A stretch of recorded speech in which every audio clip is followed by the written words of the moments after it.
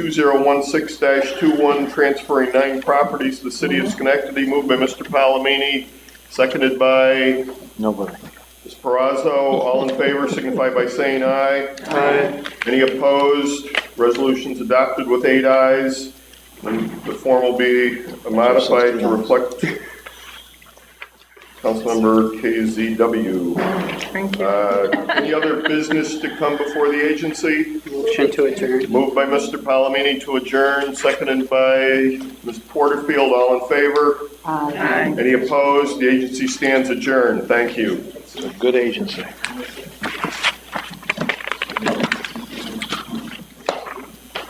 Nicely done. Nicely done. Mr. Mayor, Carter. Papers. I thought they were in this bundle. We got 2. No, we Bring it open. I want to open up a public service and utilities.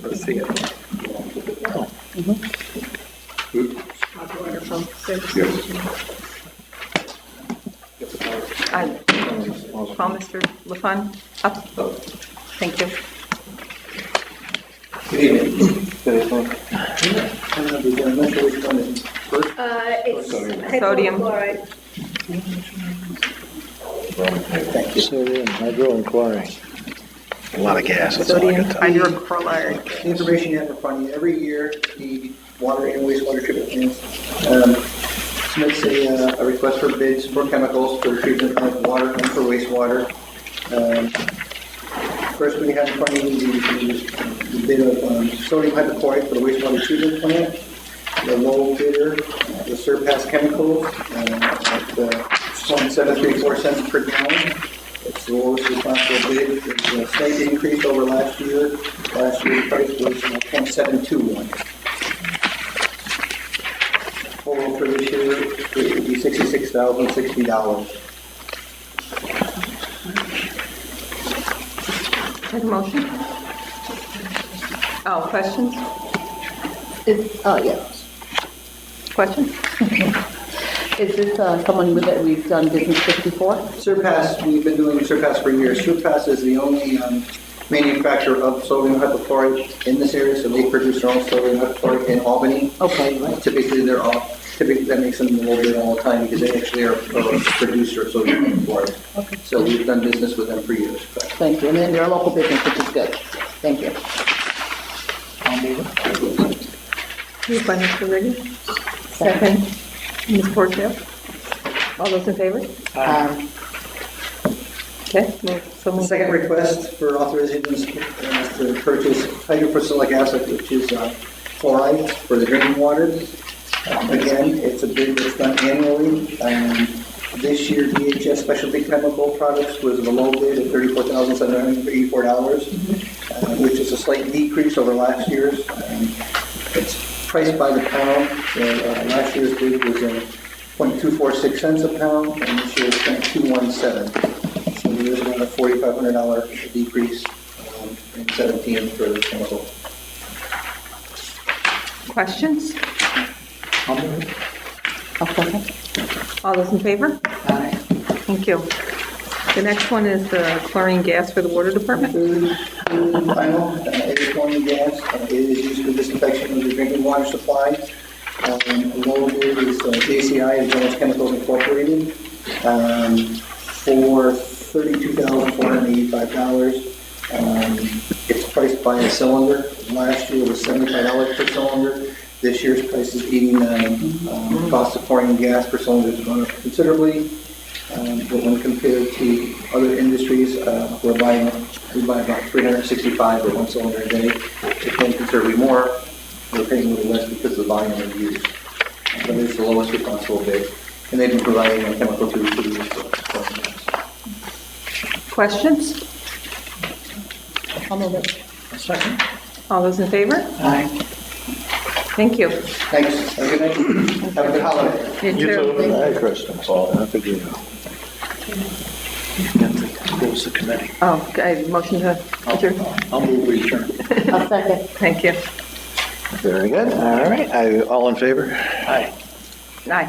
All in favor? Aye. There you go. You're getting there. I know. 3.5 years, you'll figure it out.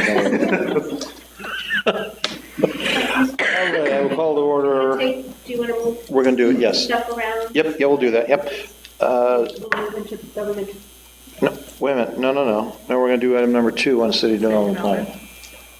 Well, I just thought if we move the other things that aren't going to be executive session, then we can go through the first part of city development and planning, go right into the executive session.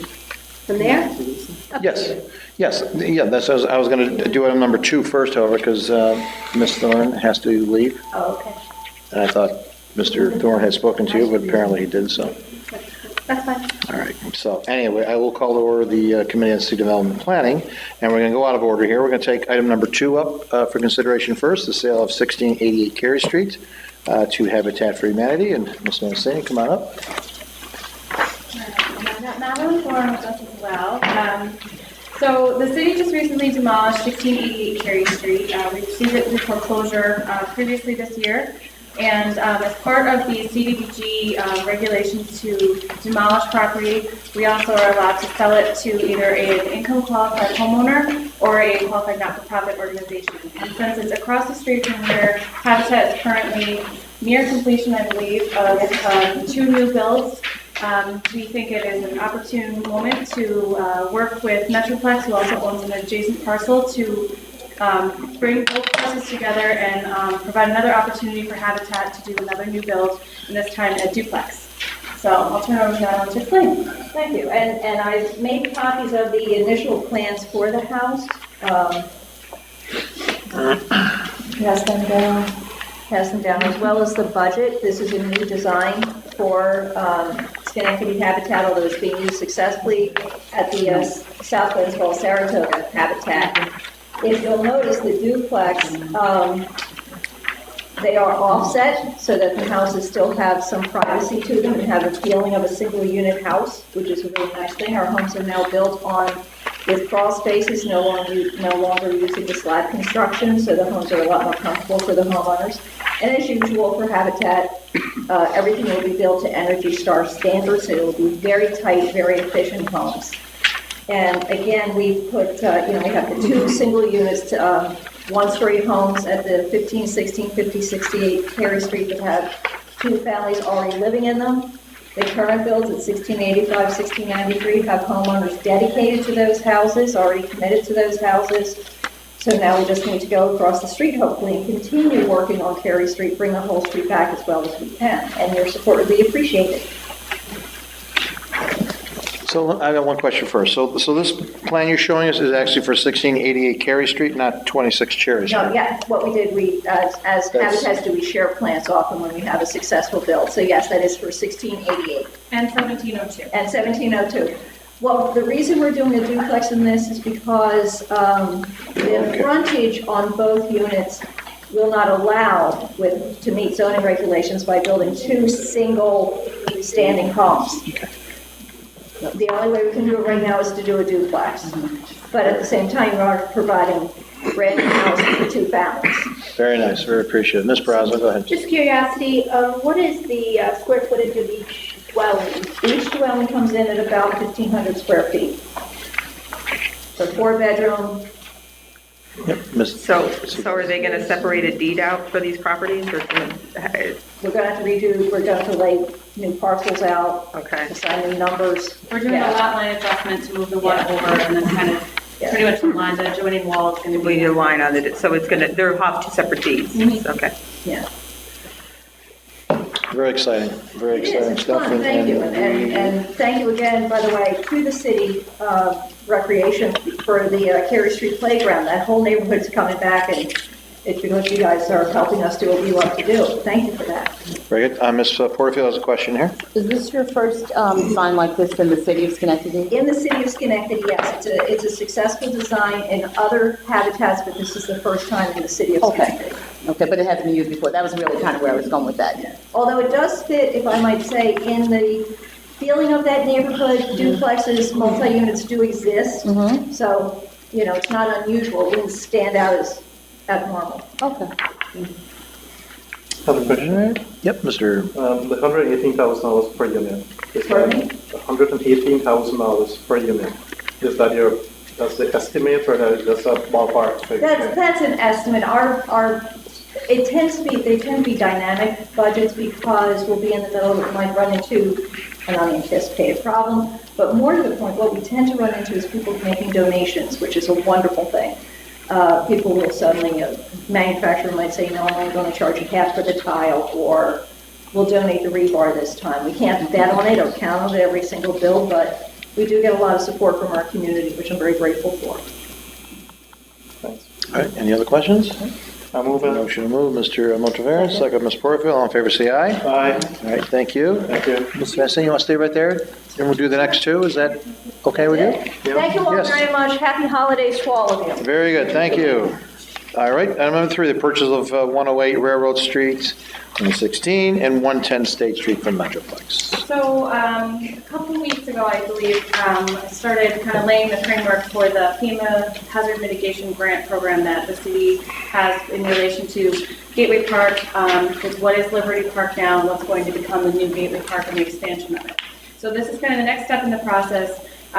Through the FEMA grant, we'll have to go through an appraisal process to get these properties kind of online with what FEMA allows you to have kind of their fair market value be, and then move forward to do the purchase agreement with the sellers. So at this point, these 3 properties, other reserves and AAA buildings, are owned by Metroplex, and we will be buying them, hopefully, to authorize the purchase for $287,000. And can I do both of them at the same time? Yes, yeah, they both tie in, correct? Yeah, and And then 18 the other State one Street. is 18 State Street from Scautub Agency for $135,000. So we had to go through a first, second, and third appraisal process to get to the number we're at now, kind of following the FEMA guidelines. So at this point, once we are able to close on these, the clock starts with being able to demolish them within 90 days. So we hope to do that in the early spring. All right, questions, Ms. Porterfield? Yes, so the asking price for 287, these are the assessed values of these 2 properties? Appraised. So these are? Yeah.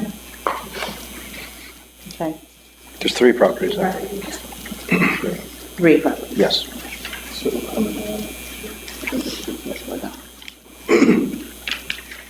Oh, you weren't there.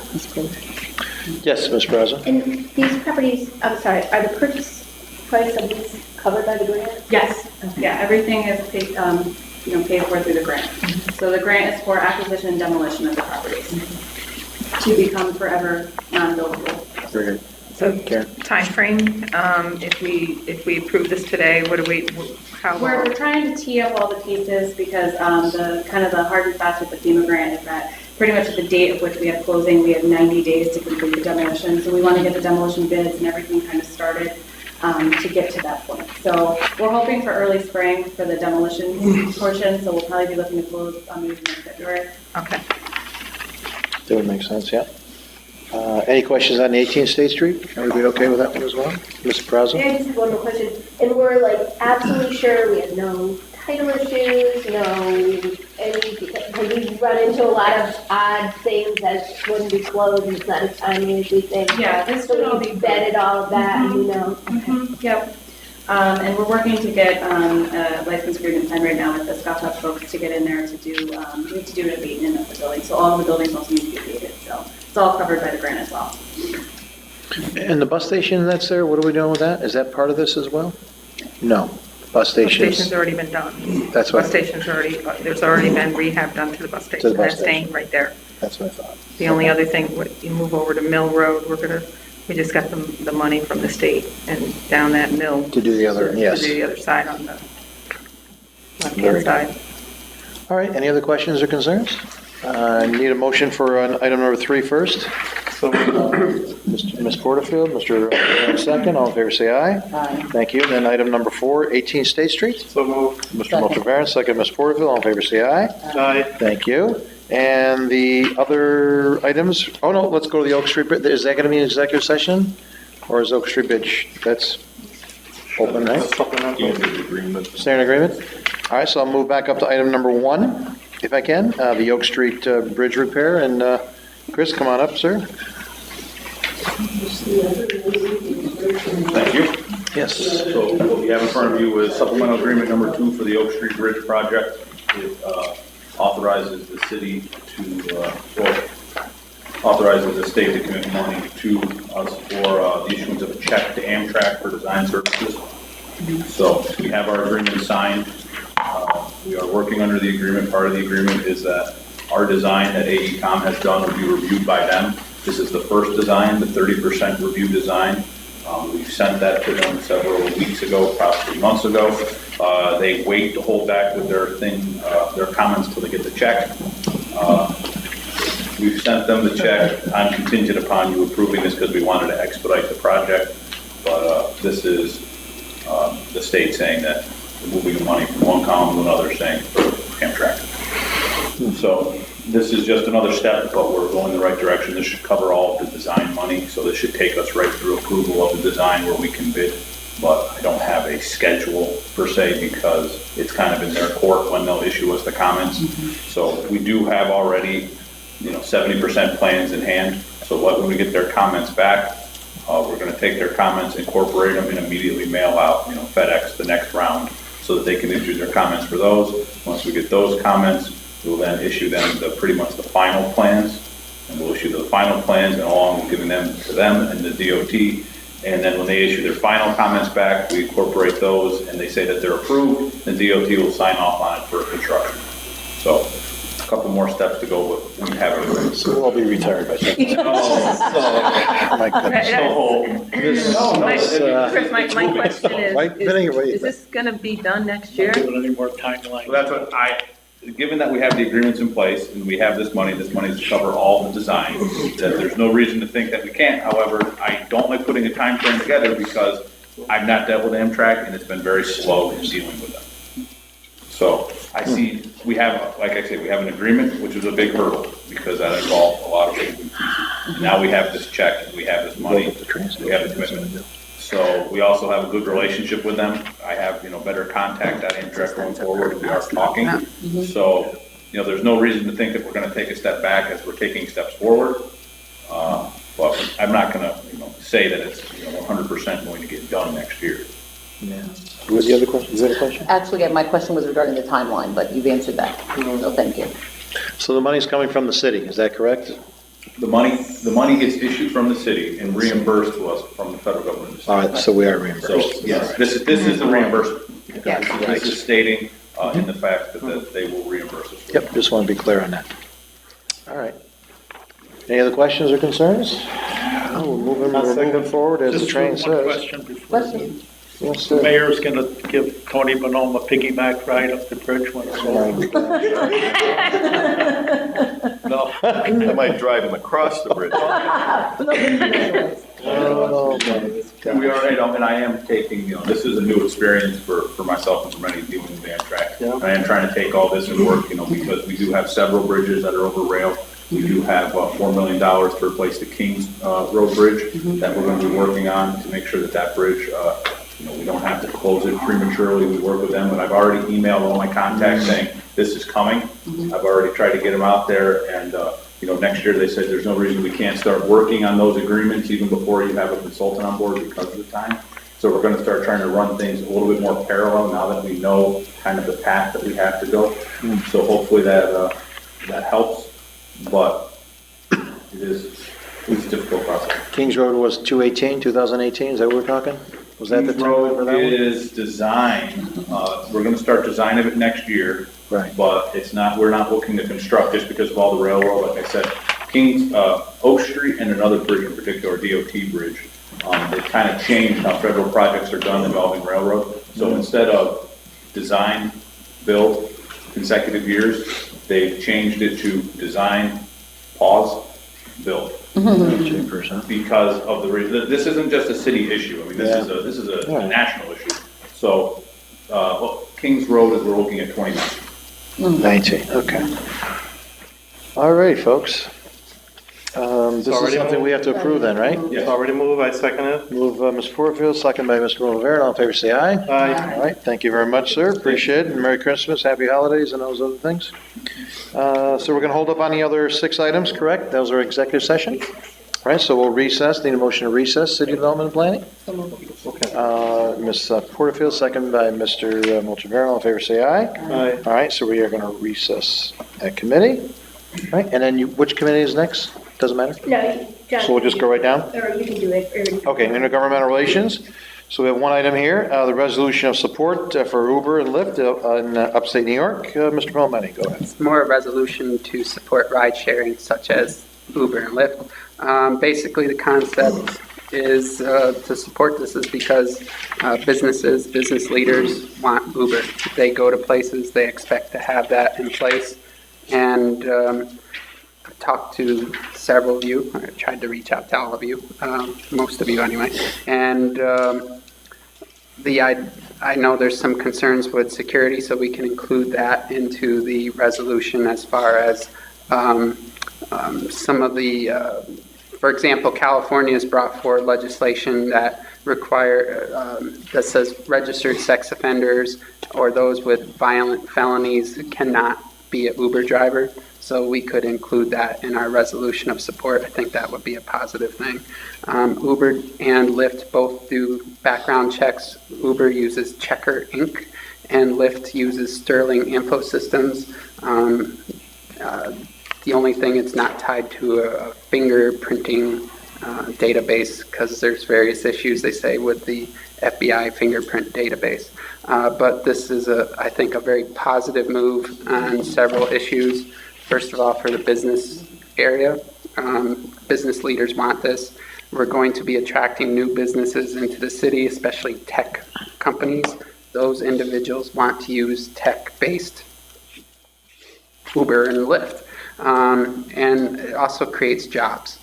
For example, in Chicago, there's been a net 1,000 jobs created. Now, granted, Chicago's huge, but it is a job creator. It allows those in the city to have an opportunity that they might not have, even on a part-time basis, to earn a little extra money. So I think this would be a positive step for the city. Ms. Peraza brought up in our conversation, brought up the issue of competition. From a pure economic perspective, competition is good. It will hopefully, it's just purely economics, it's more efficient, and it will increase services to consumers, hopefully better services, and get taxi companies, they'll have competition, so they'll have to up their game. So that's just the nuts and bolts of it. All right, so, and I spoke with you earlier today. I have several concerns, although I'm fine with a resolution of support, but again, I really want to make sure we put some enhancements in there that we're concerned about the fingerprint background, the background checks, reporting, who to report to when we have problems with Uber. Our two assemblymen, both Steck and Assemblywoman Fay, had concerns about this in the Assembly. That's why I didn't get voted out of the Assembly, because of those concerns. You talk about background checks that each of those companies are doing, but again, those background checks are done by the companies, not done by state. And I think that's something that if the state is going to do this, I think they really have to push that. And I hope it's a state resolution, not local municipalities and local counties on its own, because I think that will become just too messy for everybody, every Uber driver, realizing coming into the city of Schenectady, going in Albany County, and what those rules and regulations are going to be for each of them. So again, I would like to see the resolution before it gets brought up, or we vote on it, but I'd like to have those concerns expressed in there to our assembly leaders. That those are my reservations, at least, with the whole thing. Certainly, I think Uber is going to be good, but piggybacking, I'd also like to see Ms. Prowse, and we talked with Mr. Brazil at the Proctor's event. I'd really like to do a resolution or talk for discussion in January. I'll email it to you. The support for us to get involved with the Capital District with CDTA and the taxi cab commission out there, because again, they're going to be regulating the fares and rules and regulations with all taxi cabs in the capital region, and I would really like to see them undertake Uber as well, if that could be a part of it. I talked to him Friday. And what do you say? They'll have nothing to do Private with it. It is different. So, in fairness to cab drivers, it's going to be different rates. It's going to be different rates for both perspectives. And again, competition is good. But we certainly have folks that are out there, and with their own businesses, their own companies and medallions, and this is going to affect the casinos and everything, but I think it's good. I'm not going to argue that. Thank God I don't take cabs or Ubers.